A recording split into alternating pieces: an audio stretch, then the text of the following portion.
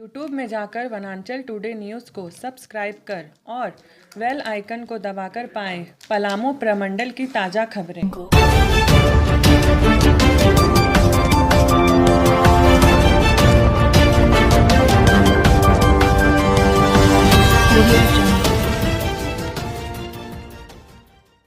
छतरपुर में stone mines पर अपराधियों का हमला, जमकर हुई फायरिंग। पलामू के छतरपुर के दरटूटा माइंस पर अपराधियों ने हमला कर दिया है। अपराधियों ने 3 पोकलेन 2 ड्रिल मशीन को आग के हवाले कर दिया है, जिससे लाखों का नुकसान हुआ है।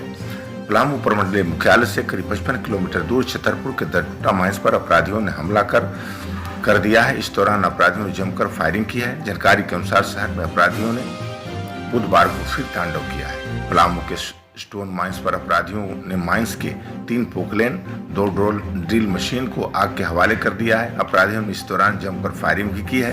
घटना की सूचना मिलते ही पुलिस मौके पर पहुंच गई है और मामले की छानबीन कर रही है। माइंस पर 2 वर्ष पूर्व भी हमला हुआ था और इस दौरान लाखों की मशीन फूंक दी गई थी।